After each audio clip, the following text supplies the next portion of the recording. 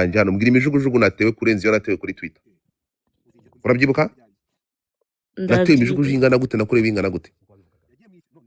Uribuka kese y'umwana w'umukobwa baje hano bakatega umuti bavuga ngo bagiye ngo umutipe uri kumuteta arwaye HIV. Do you remember? Uzi kese bira bintu byamaze, uzi image byanyambitse. Ariko naravuga ati umutima nama azironga ngiye numvaga ibyo ndi gukora bikwiye, ndimo kurengera ubuzima bw'umuntu. So ibyo ngibyo rero muri kuvuga nibyo ibyo abantu bavuga no sense. Nkibaza nkawe nk'iyo utereye conversation nk'iyi ngiyi muri izi compliment turanga turi muri good vibes ugaterura nk'ikintu nk'iki kiza mwari mwabivuzeho ariko no. So icyo mvuga ni iki ngiki rero mbere ko tuva no kuri conversation, impamvu nshatse kubigusubizaho kuri iki ngiki nuko nzi ko wabibajije nkana kandi uzi ko ngo atari we God Father. Nobody ntabwo God Father ku muntu uri aha ngaha uwo yaba ari we wese, ntabwo nzabona wihisha inyuma ya violence uri gukora ibihohotera ngo God Father ngiye nduce ndumire. So ibi ngibi ndagusabye niwongera no kubitekereza uzabimire. Nguyu piyoni kari hano uyu mwana w'umujene ari hariya hasi. Tuvuga kuri iyi nkuru bwa mbere niwe nasabye kunkomera, niwe kunsomera inkuru yo mu Gihe. Siwe nasabye, siwe wayisomye. Piyoni ka baramwishyuye kugira ngo asomere, ko ari nasabye gusoma inkuru yarayisomye, baramwishyuye nawe. So riri ntabwo yanyishyura, ntabwo afite ubushobozi bwo kunyishyura, ntabwo afite nguyu ari hano, ntabwo afite capacity yo kunyishyura. Yanyishyura nyishyura iki? Anabitinyusa akaza kumbwira niba hari n'abitekerezaga uwibesha ukashaka kuza kuvuga ngo uranzanira ubuntu bw'ubufaranga bw'ubugoryi nahita ni wowe naraburiza. Ntabwo ngo ari wengiye, ntabwo ari wengiye. Ugendere ubufaranga bavugaga ngo batanga muri 155 ngo bagura ababroga bose, ntawagomba gutinyuka kuko ramutuzaniye ibyo bintu byo gushaka kugira ngo heze inguni cyangwa ugira urenganya. Ni wowe nakwanika, urimo kumva? Ni wowe nakwanika. God Father ntabwo ibyo ngibyo bibaho, ntabwo bizigira bibaho.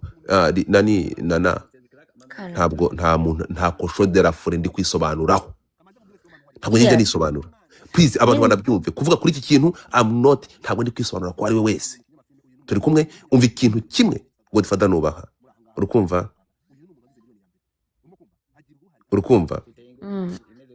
Nukwanga kugwa mu kigize icyaha. Turi kumwe? Nuko kugera ikigize icyaha nicyo kintu cya mbere ntinya no kugambara umutima nama wanjye. None uretse ubujiji reka mbazi n'abantu kwirengagiza ukuri. Sinzi nibyo ubwo bugorye nibyo bihuha bivuze babivana.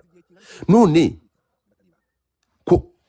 ko navuze kuri kese y'uyu musore at least n'abandi bona ahubwo hari ukuntu nanatangizaga ni conversation kwibi ngibi iyo akakagabona kavuzeho.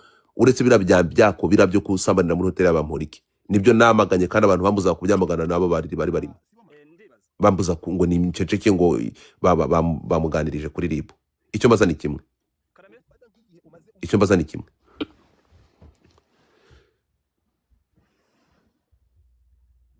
nakoreye mu gikari mufite amakuru ko naba naratanze amakuru cyangwa narakoresheje izindi platform zitarizi zo gutanga uwo musore simuvugeho yaramaze gufungwa.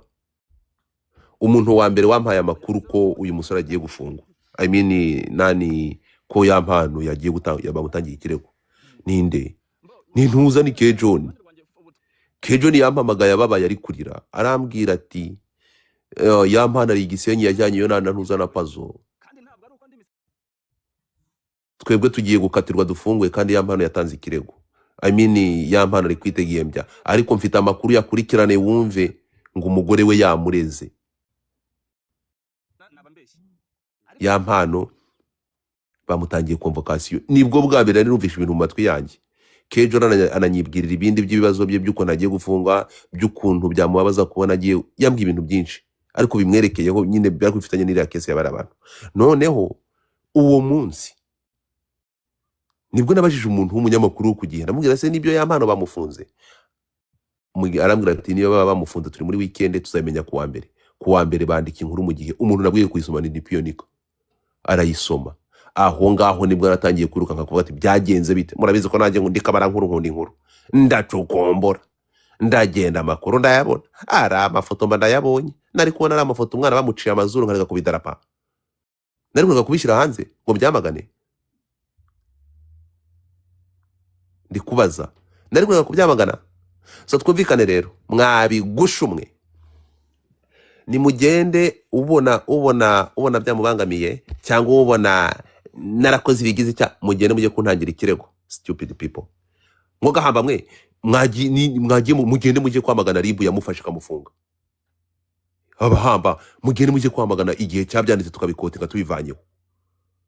Ariko iri ni ishyano mwanjije imwe ko navuze ku nkuru yanditse mu gihe nkavuga ku magambo yavuze n'umuvugizi wa ribu mwabwanga ati mwe muranshinja kufungisha amahano muti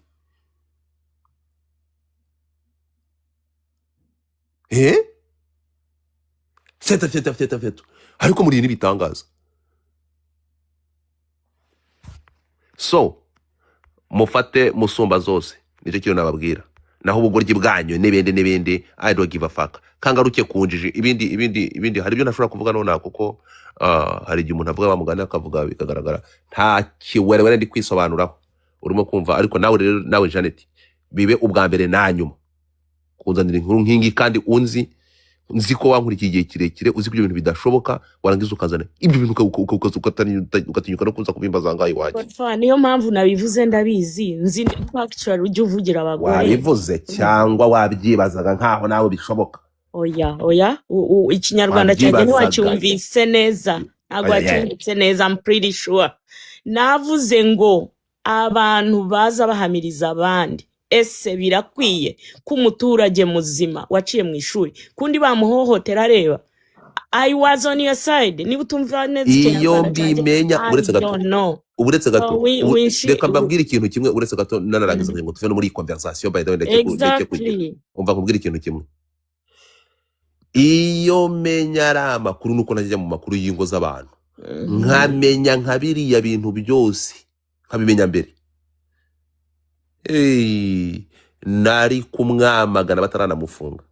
Wambabaye gato nkasubiza umuntu umwe hano. Yego.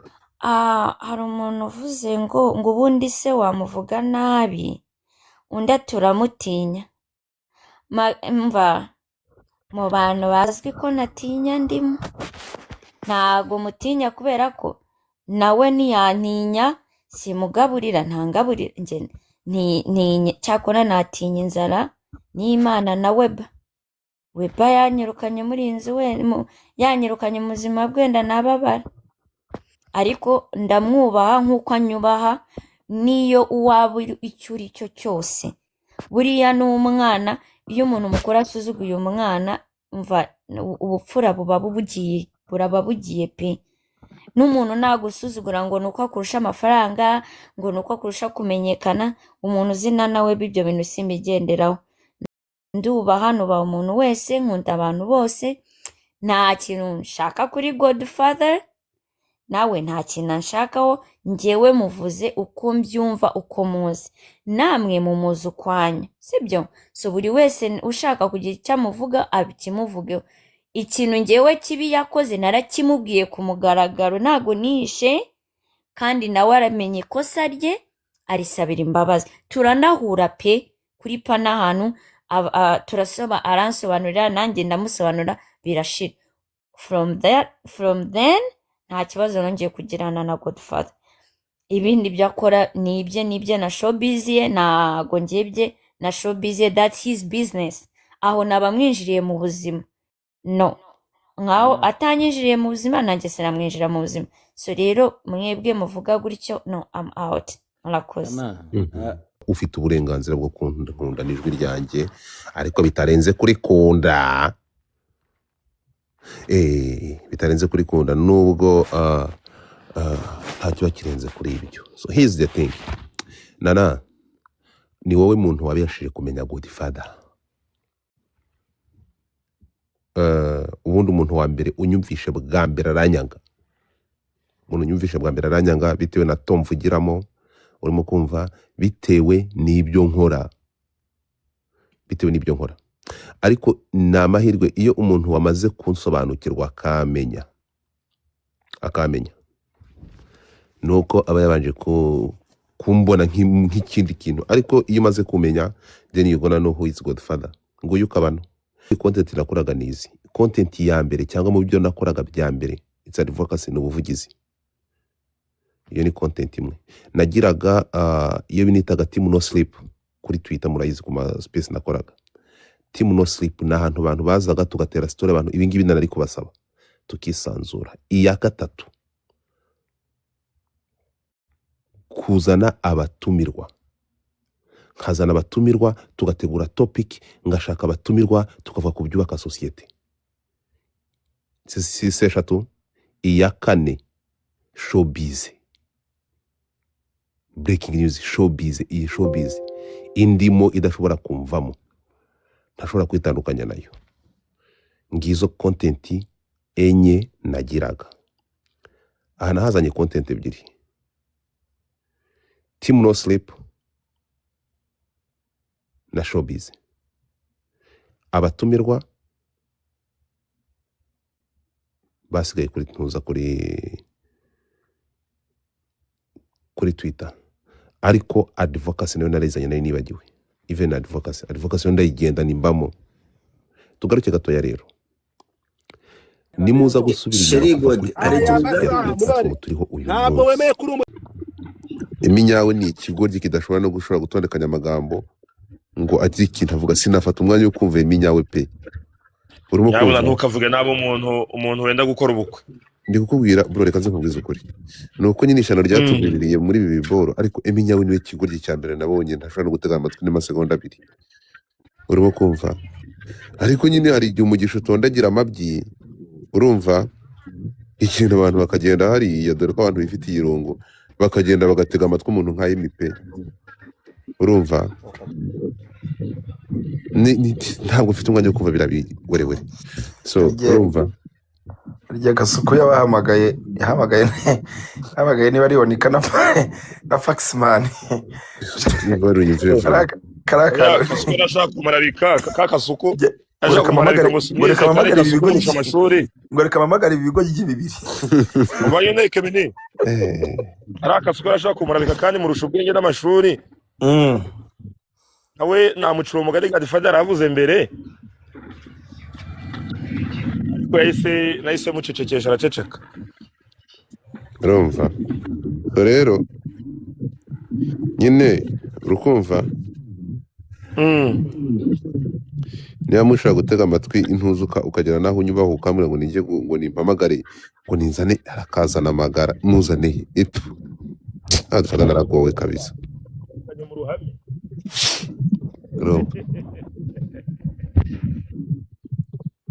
So ntabwo ngo ariko bimeze bro, ntimukaze kunsuzugura. Ntabwo mfata umwanya w'izo kosho de la fare kabisa. Niba kore views biba byambabaje. nawe genda ukora inkuru. Babaya nsigaye nivugira ibyo igihe cyanditse n'Inyarwanda. Kare kose sinari bikoraga babonaga ndi ikigoryi. Igihe kitandika sinavuga ujye umbabarira. Niko gahunda ni ku gihe. Ni ku gihe rwose. Imikino yatarakoze umuti muri ikaramu muri wino ntukavuge. Inkuru ni hehe? Ni ku gihe. Akoze cyane. Ibyo bintu mwihaye byo kuvumbura amakuru ngo muri intyoza ngo mugera ku makuru ngo mbere ngo twe turacukumbura. Uracukumbura uzajya no gucukumbura hariya hirya.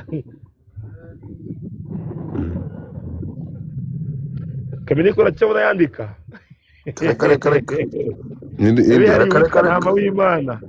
Inde Pionika ntukajya uvuga umuntu utari hano. Ukajya uvuga umuntu utari hano. Avuze nde? Avuze inshuti yanjye. Ninde? Nta maso y'umuntu usigaye gukoresha Twitter neza kubarusha. Nakubujije kuvuga uretse gato. Nakubujije kuvuga Emi uzanye ntama.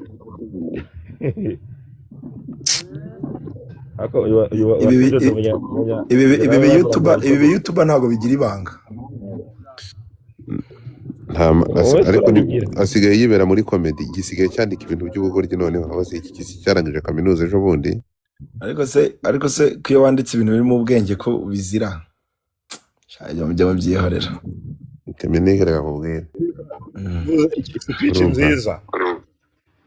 Kemini Yo, navuye kuri iriya mihanda nako nabaye nafashe bureke gato n'ingaruka kuri twebwe imihanda ya mihanda usanga nyine hari ngo niho inyoza zose ngo zijya. intyoza Ngo niho inyoza zose zijya, niyo mpamvu usanga natwe ntabwo biba bitworoheye wa muhungu we. Tuba twaje guhungira hano. ariko nigeze uzi space naho sinze space ndakaswe mushiki wa Ndenge yaraza aravuga numva Yaba ageze kungurira ubu ibikoresho waza yisuhuke koko mukangurira ibikoresho ko Kemini nsabisha.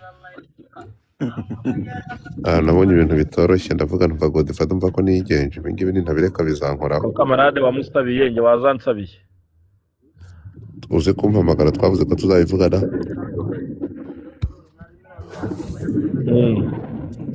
Kemini Yo, ngaho reka nze ndeke aba bakandanzugi bajye mu zindi gahunda egera nanjye hari utuntu ngiyemo.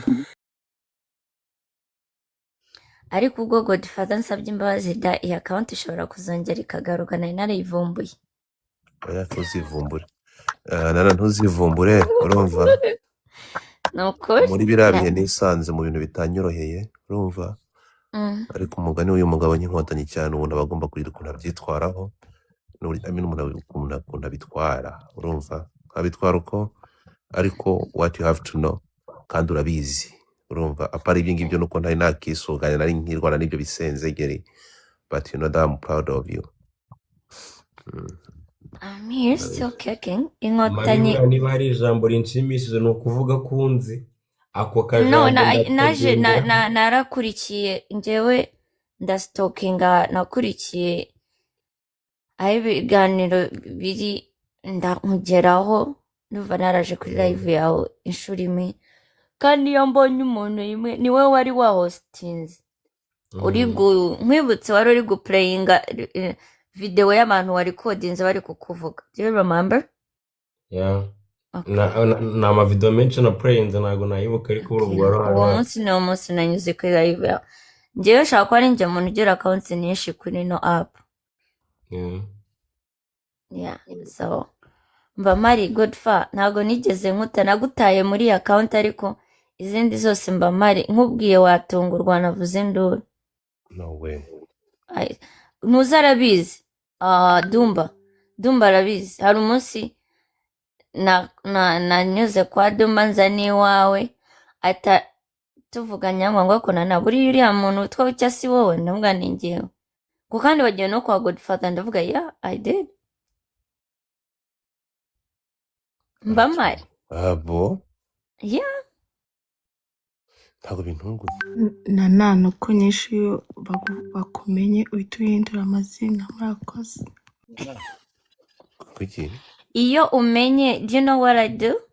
Iyo account bayimenye ntabishaka mpita ngenda nkagukura. Urabizi ko ukuraho umuntu wari umufollower wawe you can remove a follow. Noneho account ukayigira private. Noneho rero ntashobora ku accessinga na message mwandikira ntizigaragara bise nta nubwo ugahindura amazina ukabakuraho abantu bagufollowinze bose wowe ukabakomeza ubafollowinga bo ntibagufollowing. So that's how I do it. ushobora kuvanaho umuntu ugasigara umufollowing atagufollowing. Yeah, wowe ugakuraho ukankuraho ngo sinshaka nk'ufollowing ukurusha gukuraho follow yanjye ukanda kuri kara aruka hari handitse remove as a follower like that sinzi ukuntu bivuga. So rero ugahita uriya muntu akibaza igihe yagufollowinguye kandi ariwe wamukuyeho. hari nk'abantu bashaka kwiyenzaho ninde muntu mvanaho wamfollowing akamuvaneho Urinda kwiyenza kurahiye akabana. uyu nguyu ntabwo iki Nyine kurahiye akabano kuko hariya ahita yisubizaho. ugenda hano Umukanda urankuraho ndakurogesha kunuka ayiwe winkuraho nyamuneka ariko nanakubera icyo ari njyewe rugero rwiza Pati gogo Oya ni ukuri. Pati Uti gogo nanjye thank you so wandebye. much ngayo nguko ya mbyutse muri iki gitondo rusanze twari tubyutse ati turaha ariko si ubwiye ko ntibari wari uri kunyumva twari turaha nsigaye narabyise ubwo gusabiriza ubwo na iyi nawe ni mba rero ari uyu byatanze muntu burya mureba rero pati ni inkotanyi cyane njye niko mwita yamuteye ubwoba pe inkotanyi cyane sisi arabizi ni inkotanyi cyane mu iki gihugu ndetse n'ahandi hose ni inkotanyi cyane so ndamukunda sha ndamwubaha cyane ndamukunda cyane ndaramwubaha yo ari mu bantu babashije kunsura muri iki gihugu muri Amerika nta muntu uransura iwanjye uretse na so nicyo kintu wow mwubahira we n'umugabo we baransuye umugabo we turaziranye nyuma y'uko aziranye na Masamba n'abandi ariko ni njyewe ukurikiraho kandi twabanye ku kintu narankunda kandi ndamukunda ni mushiki wanjye so wow namuzanye hano biranshimishije ko yabaye hano nana uretse twabanye hariya Nyamirambo tukivugiza setandere ari so ariko na nawe wabaye icyamamare kuva kera ko ibintu byo kwamamara ntabibamo njye nana ntago ari wowe ubyishyiramo tubigushyiramo njye this is sindi us icyamamare ndabyanze wowe ntago ari ngombwa ngo ubyivugeho you don't have to super uzi ko ari we muntu ushobora kuba warazanye izina super bwa mbere karame kuva Instagram tuzi kubonana na akubwira ati Patrick ni muri Dallas Texas uri hehe ntabwo agenda hano ati duhure ntabwo ndaje duhura ati ndiko n'umugabo wanjye ntabwo ndaje ndebe umukwe wacu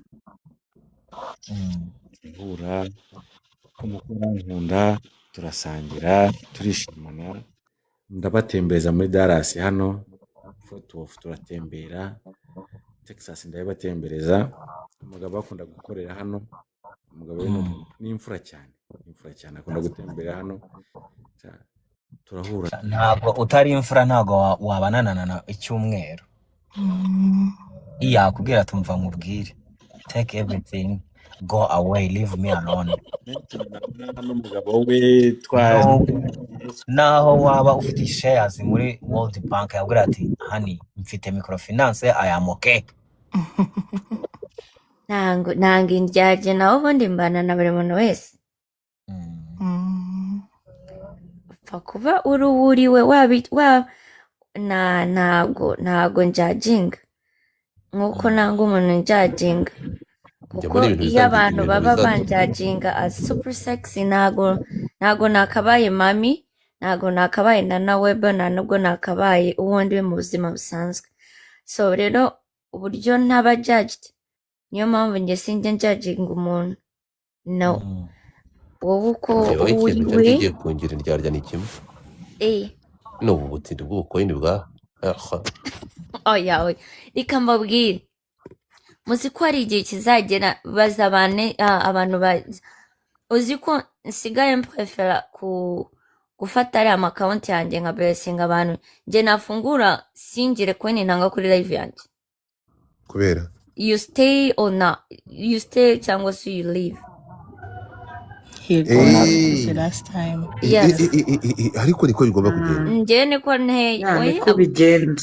njyewe niko njyewe ni principe yanjye kwa wabigenje neza yes ntanga ko nzi ku yandi ma live ariko njye nafunguye dushaka kwamara amasaha 9 nta n'umuntu mpaye akarabyo waramaze warakoze njye uzi hari ibintu abantu ngo bategura amagemo urukumva ngo muze ngo mutangire ngo hanyuma ngo end of the game ngo diagona pay tapfaka bidabintu byo gukinisha amagemo kwishyura reka sinshobora hari yugiye biba byarangiye uba warangiye Godfather rero nabangiye ku mucakara w'ibitekerezo by'abantu cyangwa ngahita mpindura amarangamutima ariko coins zirashimisha pe sibyo nta kiryoha zirashimisha nta nubwo zashirayo you know why zitashirayo se ntabwo nahise turekeraho gukora koze cyane dukora buri munsi ariko habaho ntabwo nanone uyu munsi njye nanze gutanga pati yatanga pati atatanze vava agatanga vava atatanze nesa agatanga gutyo gutyo ntabwo zashira ariko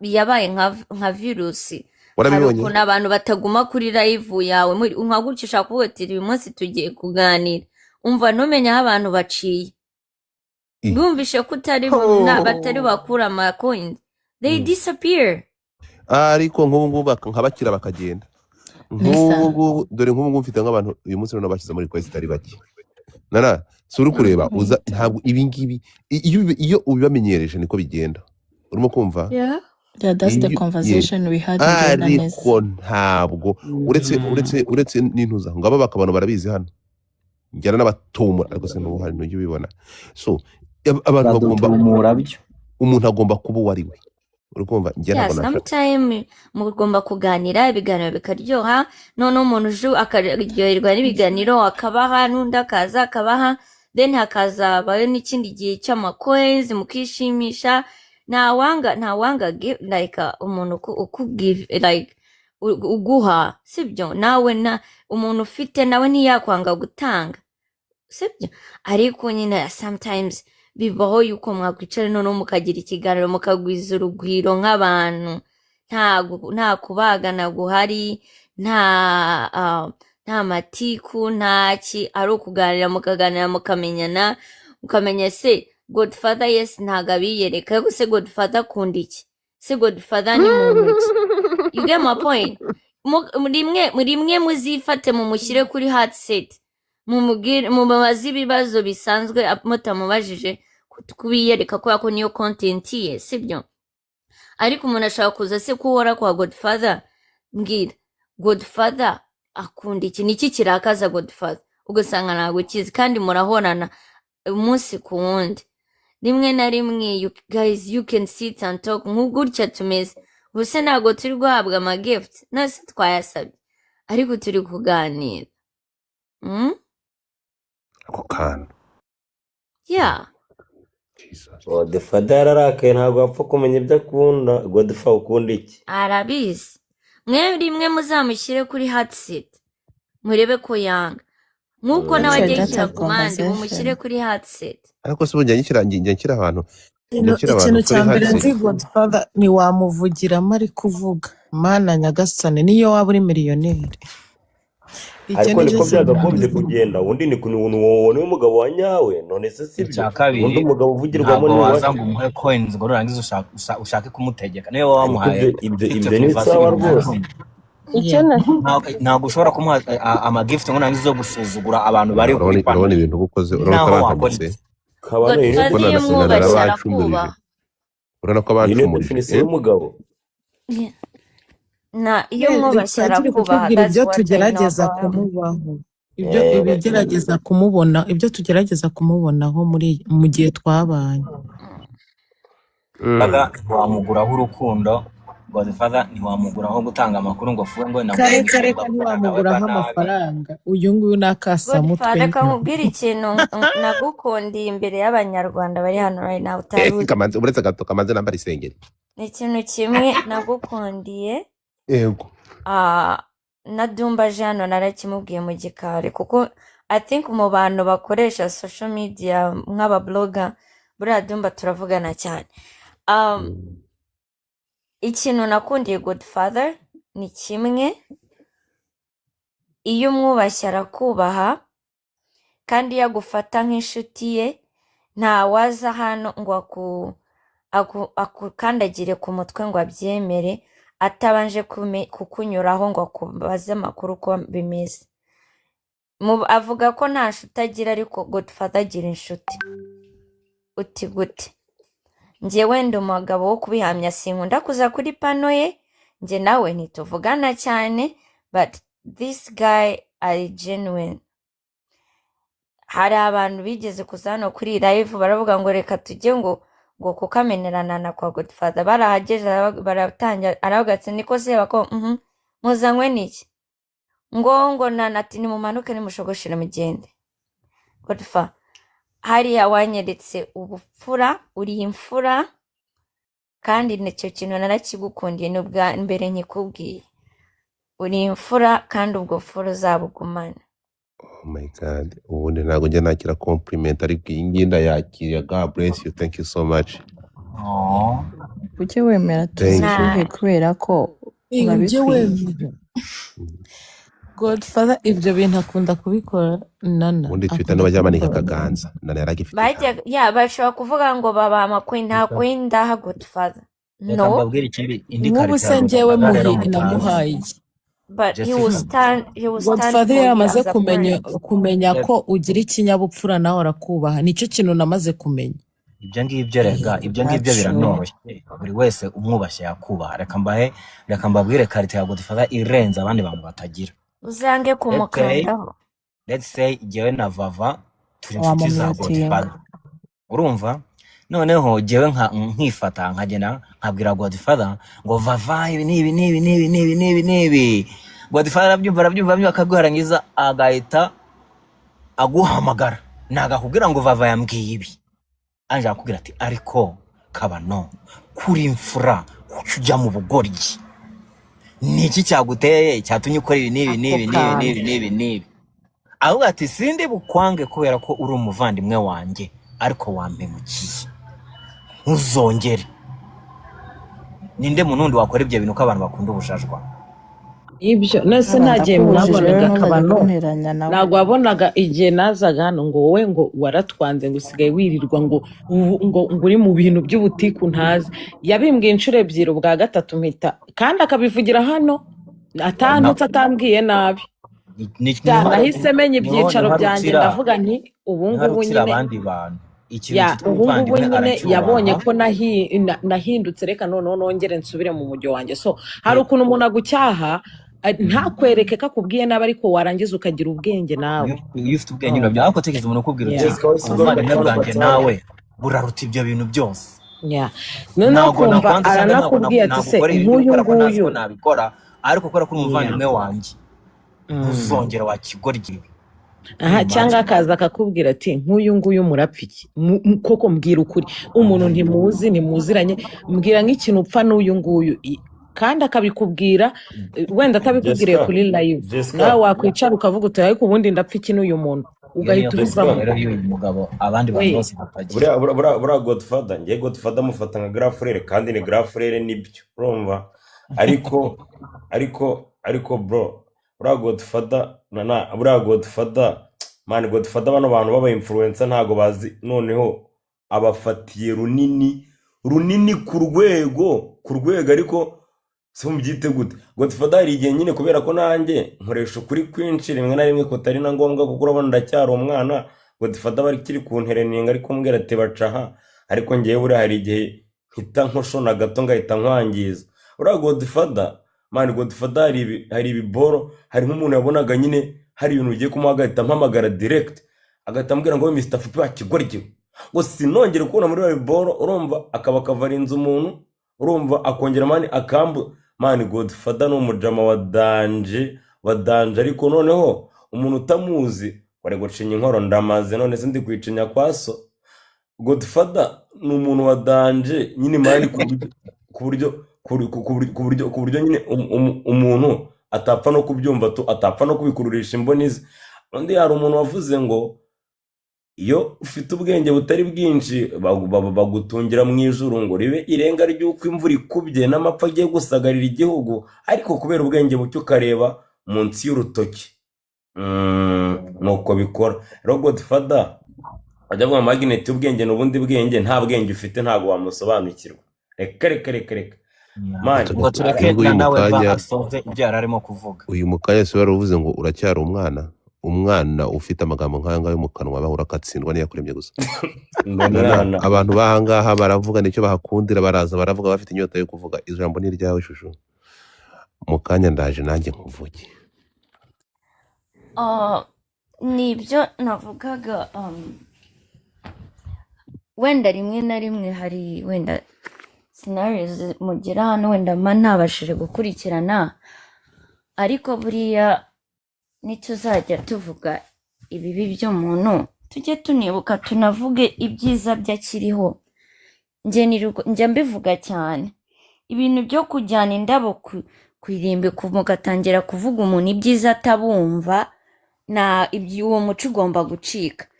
Umuntu mujye mumuha indabyo ze akiriho, mumubwire ibyiza bye akiriho, noneho bimutere n'imbaraga zo gukora ibindi byiza. Ariko nukomeza uzumbwira ibibi byanjye gusa, utekereza ko njye nzaba umuntu mwiza? Never. Mbwira yes, mbwira amakosa yanjye, ariko nurangiza urenzeho umbwire n'ibyiza waba unziho, kugira ngo nishime mvuga okay, at least iki ngiki bakirikoganizinze, iki ngiki nagikoze nabi, reka nikosore. Nicyo kintu tubura nk'abanyarwanda dukoresha social media. So niyo mpamvu mvuze ni reka muhe flowers ze kuri bike njyewe nzi. Ntabwo uyu mutipe avuga ko we nagiye muzi face to face, ariko I'm not sure, ntaranyiyereka. Ariko Godfather iyo akuziho, bajya bavuga ngo abahanzi barazana akabaca amazi. Hari abakobwa njye nawe nigeze kumwatakaho araza kubibabwira. Nanone icyo kintu narakimushimiye, sinari muzi. Akigera hano kuri TikTok hari content yari afite, ngende umuntu urwanirira igitsina gore, waho kiva kikagera. Uko waba uri umugabo ungana kose, njye nawe twagera nayo kubera igitsina gore. Umva, twagera nayo pe, waho nshoboye njye nkanana. Rero hari content yazanye sinari muzi, mufungurira live, twari abantu benshi tubivugaho pe. Godfather niba barabimubwiye, yaraje afungura live ye, ya content ibintu yakoraga yabikoraga muri blague ze nk'abantu be, ariko abona ko byakomerekeje abantu. Umva, uyu mugabo ni imfura, yafunguye live asaba abanyarwanda imbabazi, asaba twebwe byababaje imbabazi, kandi yarabiretse pe. Ntigeze nza kuri live ye ngo mubwire nabi. Twe twakoze nyine ikiganiro tuti uyu muntu ukora gutya na gutya, ibi bintu azanye ni ibiki. Ariko iyo message yamugezeho, uyu mugabo arabireka, nta ntambara tumushyizeho. Ntago nari muzi wenda ngo ndamubwira ngo ndagubye bino byiterabwoba ngo ndagusanga, sinagusanga mwene Gatare, sinaza. Ariko icyo kintu cyanyeretse yuko afite ubumuntu muri we kandi arumva. Ariko ngira nanone hari ukuntu nanjye, reka tuvuge turi abantu, hari uburyo waza umbwiramo ikintu nanjye nkagufungana umutwe, sibyo? Twese icyo kintu turakizi. Ariko umuntu wibwiza akumva ahantu abantu bamufunguriye live ntibamututse, ariko bari kuvuga amakosa akayumva, akayasabira imbabazi, agahinduka, uwo muntu wamunganya iki?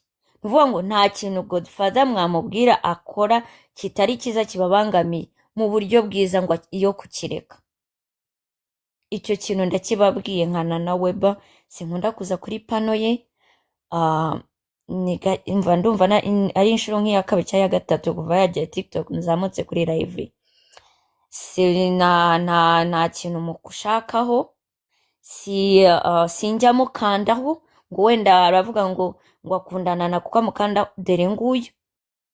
Niba nanamukandaho mu account atanazi ko ari njyewe na Weba. Njye abantu benshi njye sinkunda kumenyekana ko bankanzeho, niyo mpamvu ya account ntajya nyigenderamo pe, ntimugire ngo ni ukwirata. Ariko niba ashobora kubaha umuntu atazi, akakubaha, agasaba imbabazi, wenda baranduta cyangwa muruta, nawe ubikoze yakumva, sibyo? Nicyo kintu nshaka gushimiraho Godfather.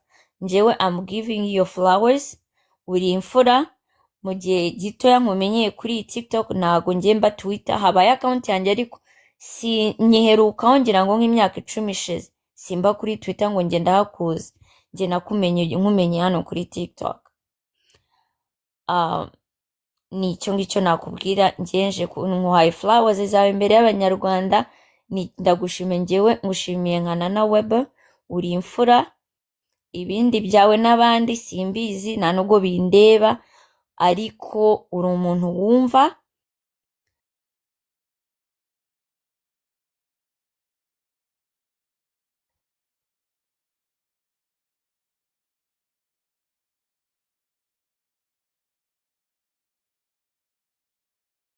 niba wenda hari abo ubasuzugura bagusuzuguye ubaca amazi wenda baguciye amazi simbizi on my side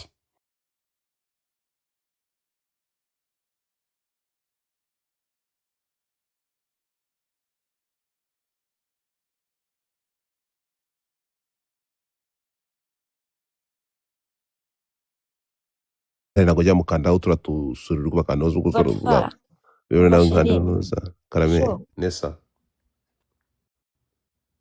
Karame, urahari ndahari wese. nanarimba indirimbo zawe Cyane. arakuzi Mm. abantu byakubera manage ingogo iraka God mbabara wigira undi murongo urenza. ntabwo nabishobora ndetse waramwumvishe ukuntu aririmba namubwiye hari indirimbo imwe numvise nari nzi noneho mbajije barambwira niyo umuntu witwa Nesa barambwira ngo akunda kuba ari kwa Godfather nza kumureba nyuma ari nawe aza kunsura nesa se hari indirimbo ntabwo none se nana wari uzi ko nesa aririmba gospel areka ubu uretse gato nesa twagiye nubwo nani okay uretse gato no mbabare okay muririmbire gospel wabonye nesa aririmba gospel urimo kumva nesa baririmba indirimbo zo kwibuka ijambo ni iryawe nesa gospel yandirimbo yawe amaraso yawe adukuye umwijima tuzana mu mucyo ubu tugenda tudafite ubwoba kubw'intsinzi yawe Yesu haleluya uri nyembabazi reka isi yose iririmbe rwa rukundo wadukunze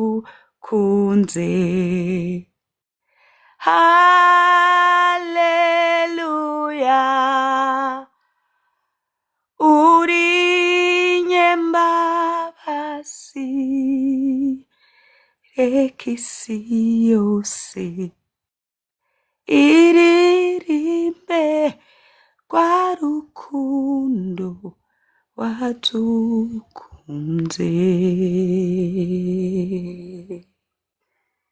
ubu ni murakoze nesa bro Urakoze cyane. that is nesa indirimbo yitwa gute nesa indirimbo indirimbo yitwa gute Yitwa yanjye yaciye imanzi. mva burya bwose ufite ijwi ryiza bigezaho Ndagerageza gake gakeya. ahubwo hari umuntu ufitanye gahunda nawe umuntu witwa Amaji simuheruka reka muguhamagara Amaji nawe wajya kubona none se ukabona uramuhamagara ndayikorera hano reka ndabizi se oya afite ndamwandikira okay. Nesa atumye mwibuka ko dufitanye gahunda nuko nagiye nkabura muri Addis azi ko namuburanye wumvishe indirimbo ya nesa abantu ntabwo babizi ko nesa aririmba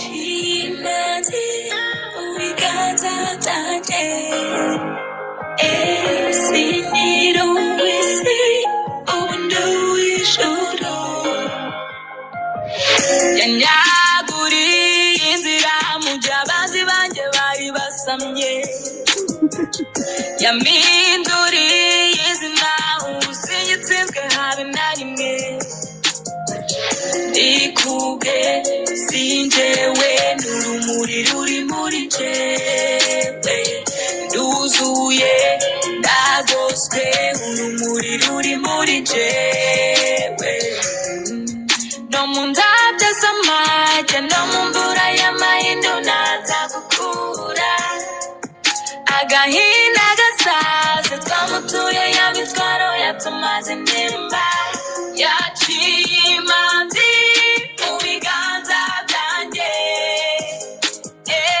sinyiruwisi ubundi uw'ijuru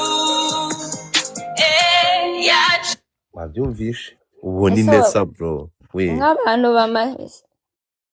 nk'abantu bamaze guhabwa hari uwatikinze da ndabona hari uwatikinze Mm.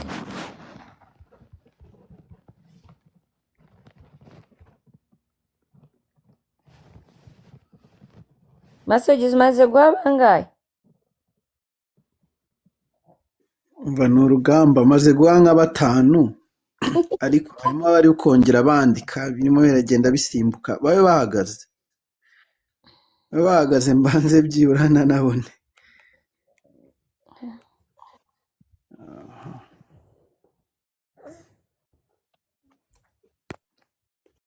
umva mwabaye murekeye gushyiraho amanimero bakabanza bagaha amanimero yaje ko muri kumucanga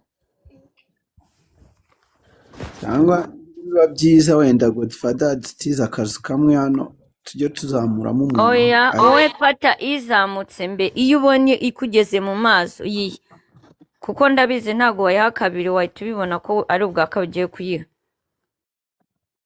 ubwo mami nafate peni cyangwa indi telefone yandikure nimero fata nk'amanimero wa mugani ku rupapuro uyandike noneho wowe uhere ku murongo ugende ku murongo wabyanditse kubera ko ntabwo wagenda ureba ngo itarutse nagenda akora screenshot uyu nguyu bamwita impuguke rapoweta akaba atanze igitekerezo ariko urakasa mutwe we nta kintu atanga igitekerezo igitangaza ndi impuguke nahuguwe ntaraza ubundi fata ama-screenshot noneho wowe wicara utuze wohere ku murongo fata ama-screenshot noneho wowe wicara uyu nguyu yavuye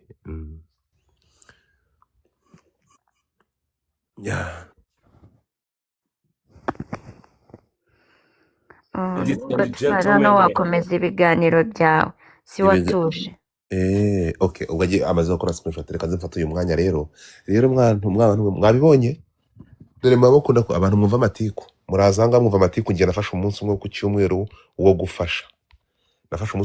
gufasha kandi nabwo ntabwo nzongera kubikora hanga kuko muri muhita muza mukanye mugashaka kunyikoreza imitwaro kandi nanjye nkiri umutindi nanjye ndacishakisha muri ahangaha so gahunda ni ukujya hariya ku cyumweru nkiyeranja abantu bafasha barahari so tukabikora mu buryo bundi niba muri barabise ku cyumweru gusa ngira mwabonye ejo umuntu twavanye nandi kurwana nawe nandi kurwana n'uburyo yabona ubufasha bwo bayide bumufashiriza hano hari umugabo wagiye gukorera muri Malawi agezeyo arahomba landlord afata ibyangombwa bye yabuze 250 yishyura kugira ngo atahe mu Rwanda urumva yarababaje pe arababaje yaranyandikiye ntumaze ngo yakuye nimero yanjye ngo ntabwo akoresha TikTok ngo yanyumvishe ngo kuri YouTube yewe ngayo nguko so ubundi mwabirebye warye kuvugana na oya ndimo kumva urumva dore nana ni wa muntu ubyuka mu gitondo kare akaza agafata abantu random muratazi mukaza mugashyira ibifu byanyu hano akabigaburira dore rimwe ba mbere mutunga intoki ngewe reka mbabwize ukuri urumva umutima niko Imana yabiguhaye nana niko Imana yaguhaye Imana itanga kwinshi urumva Imana ije guha ibyo utanga Imana ije guhita ibyo utanga kandi kipirapa urumva hano ngewe rero ndakubwiza ukuri abantu narabambana nabo hano nabo nakasa mutwe reba ukuntu nesa baturirimbiye gospel urimo kumva hasi ndaza Nesa uze kunyandikira kuri Instagram sibyo yego ndaza kwandikira ubu ni we Nesa wanjye umukobwa mwiza urakumva Nesa nawe ariko ntumurebe gutya ntabwo agira imbaga mu menyo ntagira imbaga mu menyo cyane azi kuririmba ariko buriya nawe ntabwo ajya aripfana ibiti byatabona arabivuga ntabwo ari byiza rega ko none se umuntu bakunigana ijambo no erega ntabwo turi perfect Godfather twese turi abanyamafuti tugira good side na bad side ibyo urabizi nta muntu uba mwiza 100% turi abanyamafuti urumva kandi akenshi biterwa n'ukuntu wenda umuntu yaramutse cyangwa se ibuye wasitayeho rero niyo mpamvu wabonye imfura yanjye witwa nde? first son um, ntabwo ngiye njya nkundana umuntu kubera ko yakoze ikosa, ahubwo ngiye muha time yo kwiga ku ikosa rye, urabyumva? Niyo mpamvu nanjye iyo nkoze ikosa mba numva warimbwira, ariko urimbwiye gute, sibyo Godfa? Urimbwiye ute?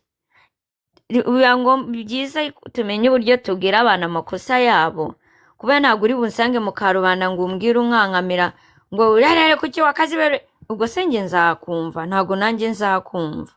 Ariko usanze umuntu nka Godfather niba hari ikintu yakoze kibabangamiye cyangwa umwe akazamukata, ariko Godfather twavugana